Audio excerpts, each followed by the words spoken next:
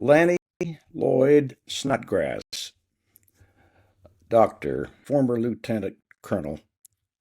Can you tell me about your life journey?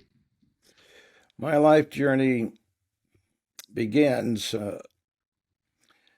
when I attempted to join the military at the young age of 23, out of college and thinking of how I was going to use my education.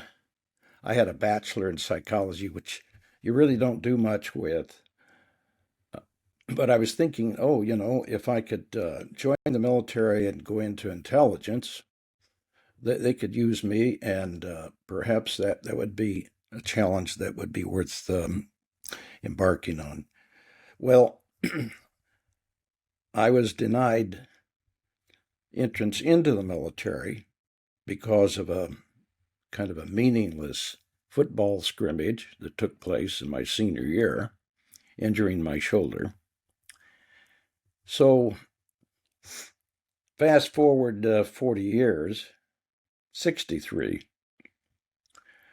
Uh, at 63, I have a well healed shoulder, although it's kind of weak from that football injury, but I don't have a well functioning heart. I have a great need for a pacemaker with skip beats, about 3.5 seconds between beats, and the base rate of 43 would be the best. Um, However, there was a need for doctors like me with my specialty in the military. They had a lot of issues with post traumatic stress, depression, anxiety, and it took some. It took some exertion of influence and I guess some arm twisting with the Pentagon to finally say, okay, Snodgrass, we'll waive the age requirements and welcome you on board. I did, after sending my medical records and everything to them, which said, Snodgrass needs a pacemaker. Um, you know, they said, no, you can't serve with a pacemaker, and we want you like you are. Well, I took quite a risk, but after treating military personnel for many years as a psychiatrist, starting as a psychologist during Vietnam, I was assigned to Bangkok, and I did treat military personnel. They were children, dependents. At that time, families were allowed to come to Vietnam. It was called a safe haven city at that time. But working with military as a psychiatrist for many years and listening to the suffering and the unfortunate problems associated with war, associated with trauma, with anxiety, depression, and a host of other war inflicted problems. Um, I was troubled by the fact that I had never been a part of the battle buddy fraternity. And this discomfort chased me through most of my career until at age 63, I said, I'm going to join. If it takes my life, I'm going to join. So I was ready to make that decision, even though the cardiologist told me what my chances were to have a syncopal episode and end up with a brain damage and then get my pacemaker. The average lifespan um, for someone to continue without a pacemaker was 5 years for 50% of people with my condition. But it's been a journey that I would never take back, and I would probably do it again if I were in the same situation. Yeah, there's no doubt in my mind. What was it like helping other military members? That is true. There is, I think, no replacement in the civilian world for what we call the battle buddy, Hmm. the brothers, the band of brothers, you might call it. It has been stated that way many times. But, you know, wars may be inevitable, but who we send into a war zone is a matter very much up for debate. Uh, if we ever had discussions about that, um, those discussions were decades ago. We've been sending young men, 18, 19-year olds, into combat for over 100 years. So these are these are problems that have been dear to my heart, and of the trauma and the casualties of those I've worked with over the years. Post-traumatic stress disorder has been one of my specialties. Recent research reveals that if you send an 18, 19-year-old, 20-year-old into combat, they have 7 times greater chance of developing PTSD as their cohorts of 25 and older. So these are, I think, pretty alarming statistics. Now, my concerns about 18 or 19-year-olds uh, doesn't mean that I don't value teenagers coming into the military. Uh, that's certainly been something that's been viewed by people, in all walks of life, I think, for years and years as a commendable thing to do. But to send these 18, 19-year-olds into a combat zone, I think is a flawed strategy. Their prefrontal cortex, which has a lot to do about executive functions, uh, uh, being able to deal with decision making, impulsivity. That function of the brain is pretty important, and it's not mature and fully developed till age 25. So you're looking at the neuroscience data, and I think that it's pretty convincing that we need to step back and take a serious view of what we're doing.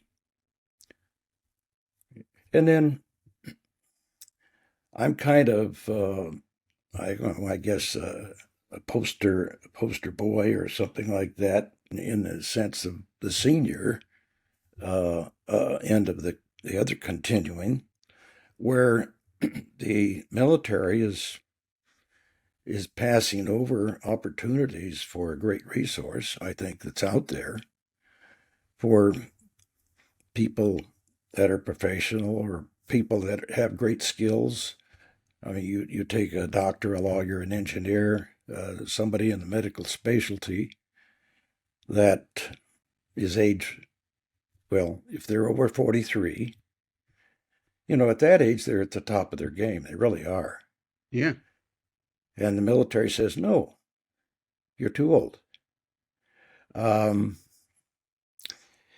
I would say that you would find literally tens of thousands of these individuals who are much older than age 43, who would be in their 60s or 70s even, and given the opportunity to join the military, they would, and provide a tremendous resource of skill and help and experience. Now, the VA has hired many of those individuals, and it has been a tremendous boost to the medical staff in VA hospitals all over the United States, filling their vacancies with very well seasoned doctors who have wanted to have a new challenge, wanted to get away from some of the burden of private practice and offer their great experience and skills. And it's been a wonderful fit for many of them. But the military could do the same thing. I think as you get older, you do have more wisdom. There was an old saying, wasn't it? Why does God waste wisdom on the old when if they could have it earlier, it would do much in terms of choices they would make, decisions they would make, and so forth. Yeah. I guess this goes back to the adage of how harsh the teacher is, right? Because the teacher gives the examination before the lesson, and then you will learn by consequences.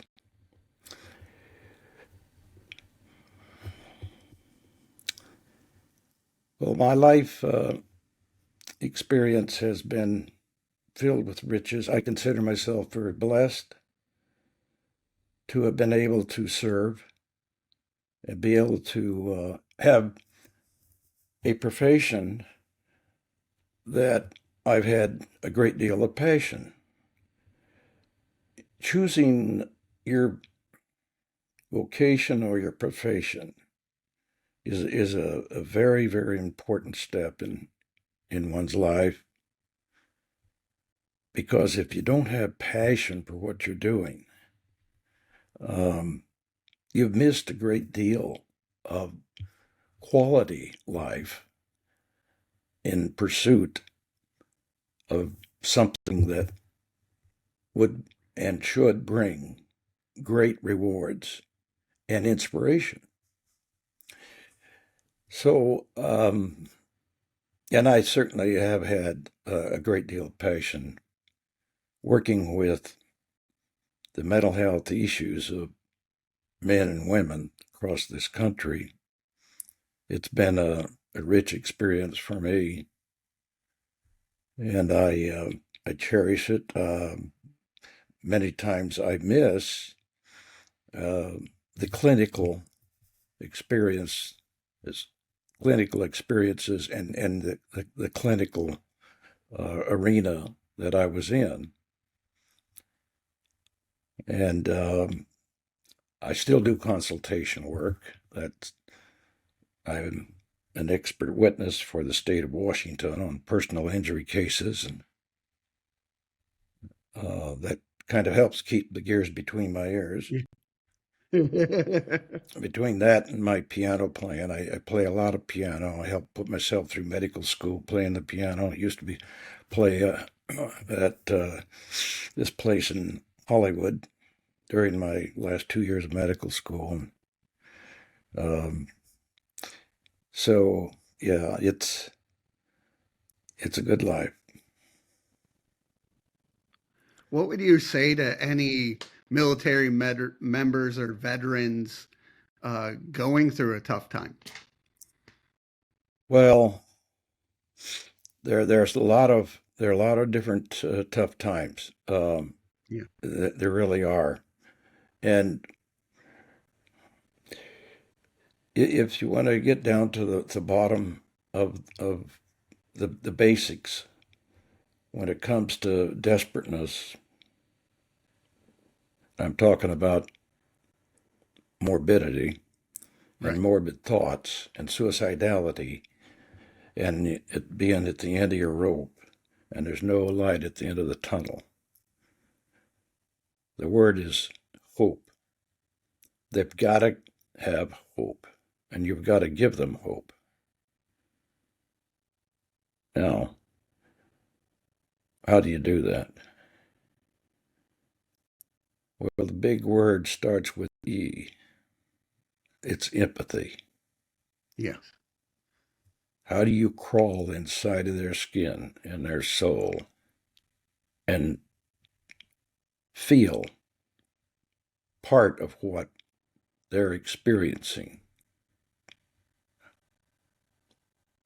How do you connect with that? It takes a lot, but I've done that.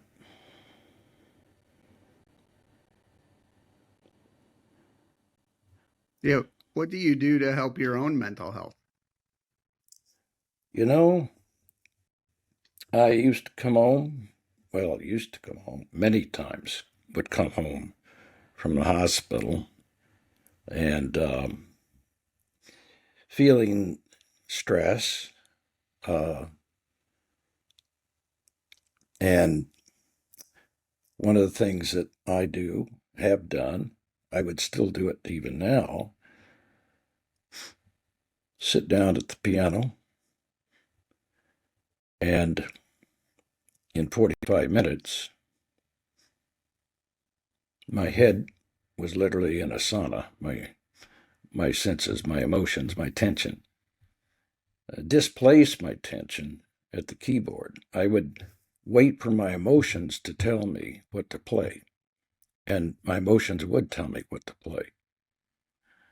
And I would sit there and play for 45 minutes, and it was just like reversing all of this energy by displacing it. And my head's relaxed. I mean, music has done such a tremendous thing for me. I mean, there's other ways of discharging the tension, and meditation's one. People do meditate, do that. I suppose, if you picked up a golf club and you went out to the golf course for 45 minutes, you probably are going to feel some relief if you could do that. For me, the most instantaneous thing to distract myself and to enter another zone is the music and playing the piano.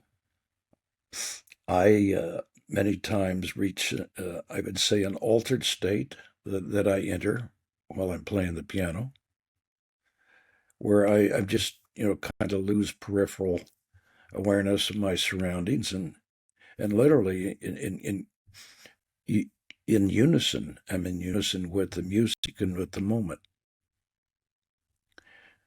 It's kind of a euphoric sort of feeling. It's it's pretty nice. And since you've been in the mental health field almost all your life, have you seen the stigma of just talking about mental health lessening a little bit? I have one of the most encouraging things that I've seen in the military is for the hierarchy, the high echelon of the military, to take a different view of behavioral health and look at it in a more humanistic light, and in that way, much less punitive. Have they really made the full circle? No, they haven't. But they've made some headway. They have made some headway. Um, you take the Air Force, the airmen. Um, for a pilot to come see me, he would consider that like a near-death experience. To have anything on his record that says that he's been referred for mental health, behavioral health. We call it behavioral health now. Whatever, it's all the same. Is a is a red tick in his profile. I mean, it raises tremendous scrutiny. Uh, so there's certain categories in the military of classified um, uh, duties that are very rigid about allowing a certain person in one specialty or another to be on medication. For example, medications, psychoactive medications, would prevent a pilot from flying. He would be declared not, uh, he would not be allowed. In other words, his flight status would essentially be on hold or else canceled. But there's many exceptions to that, and particularly in the Army. Not that, a helicopter pilot wouldn't also be subjected to some scrutiny and some profile. I think that we have moved forward to try to capture as much as possible, especially from those that were deployed and coming back, to reveal symptoms that they're having. Now, the data that has been collected has been primarily and initially a questionnaire type data. You check the boxes or you say yes or no or whatever. So there's a lot of these service members that have not referred themselves or been referred by others to mental health treatment for screening or for treatment. They just would not reveal that on a questionnaire. So we don't capture many of these individuals that have been through trauma and have experienced the effects of PTSD, of depression. So many times, the greatest risk of those coming back from deployment, from war zone, is that time when they have all this free time available to themselves. When they're with their battle buddies, they feel protected. They're not distracted from things that are going on at home. They have this group and that are surrounding them, that are looking out for them, and they're all looking out for each other. They have each other's back. But when they come home and their sweetheart has said, I'm through, I'm leaving, or their wife, and they have 40 days of leave, a lot can happen. A lot can happen. That's when things get dangerous. So I could sit here and talk for an hour about that. Actually brings me to a question that I was thinking of. For me, I don't have military service, but I live with bipolar disorder too. And I know if it wasn't for my wife and kids, I don't know what would happen to me. So having that support system is crucial. How important is it for military members and veterans to have a support system to rely on when going through PTSD or something like that? But it is very important to have a resource, people that they may be single, not married, may not be attached to a significant other, But if they have someone they can share their personal uh, problems or share the bad times. The bad times means those moments that they're alone and they have thoughts that are not good thoughts. They're they're they're desperate thoughts. Yeah. They reach the bottom of the tank and they don't know where to go.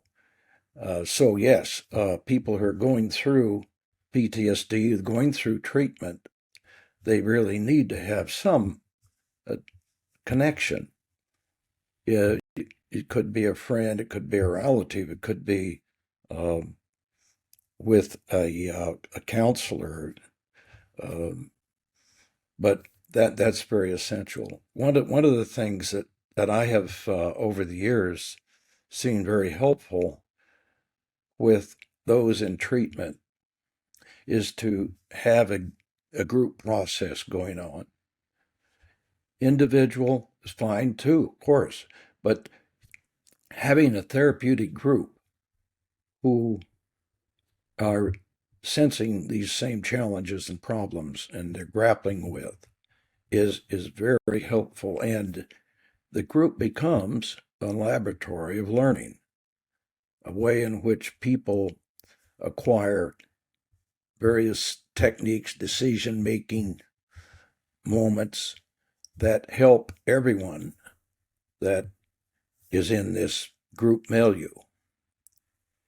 Group therapy, I have great appreciation for and value for, and it works well with veterans. It works well with most everybody.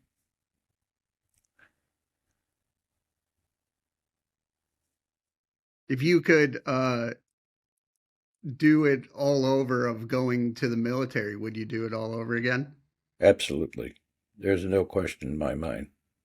I'll tell you, if they would give me a call today and say, Snodgrass, we know you're 84, but we'd like for you to come back and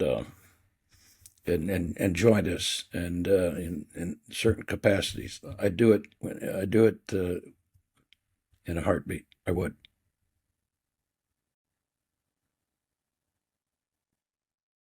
But there's a lot of people like me out there. There really are. I mean, it's to me it's a great honor. We need to get back to some real basics. What did MacArthur say to the Academy, the graduation Academy? And he said, duty, honor, country. Those three words. That's the essence of commitment. That's the essence of the esprit de corps. It's the essence of your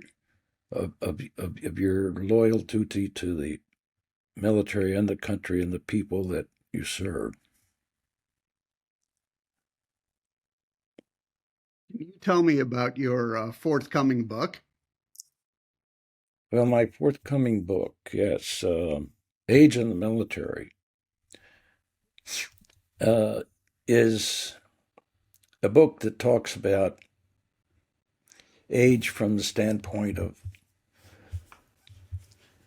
what we should consider in a moral, ethical frame of sending young people into a war zone. Is, is this something that we really should be debating? I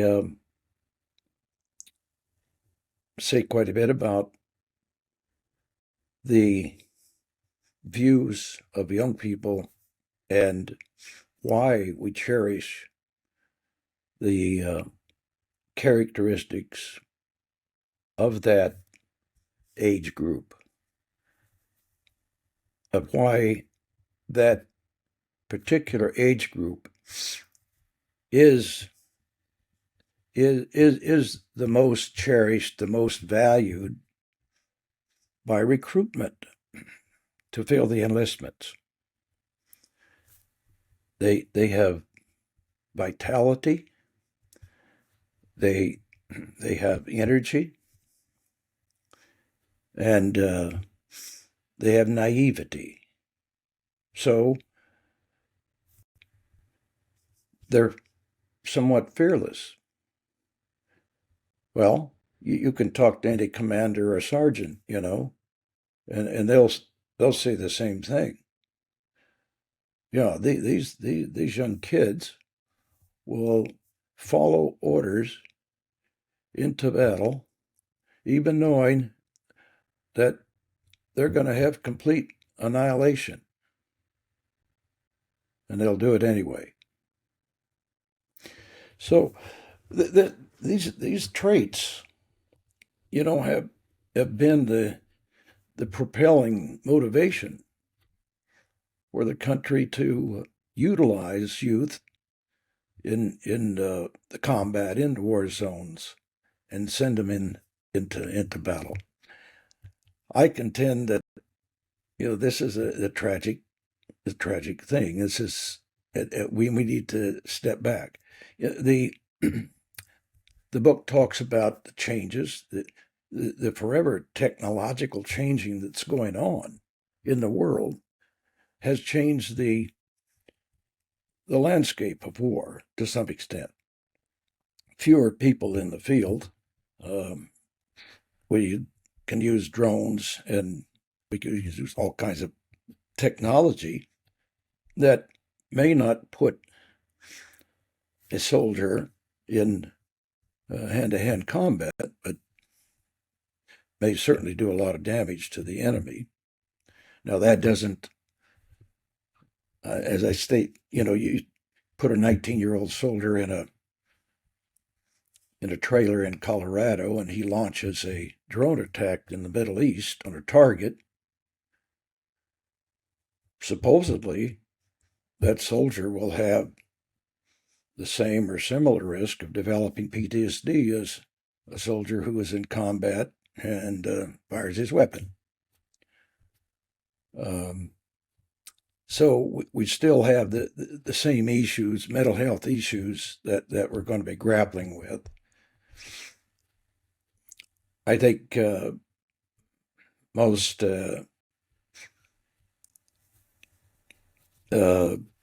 people in the higher echelon of the military would concur that no matter how much technology that we're going to have available to us, that you're still going to have boots on the ground. If you're going to occupy, if you're going to defeat the enemy. So that factor will remain. But I talk about the age spectrum, yeah, and even for enlisted young people that are 39. If they're over 39, if they're say they're 40, and they have a great track record in their occupational field, whatever it is, and want to join the military, they can't do so. This again is, to me, a very short-sighted and misguided policy. These are individuals that could add great resource to the military. We are having at this time one of the greatest problems to meet the quota in recruitment throughout all branches of the military. I think that this is a crucial time for the military to really step back and say, should we think about changing or modifying our age limits? They lower the upper age limit. That's primarily, what I'm really referring to in that particular vein of thought.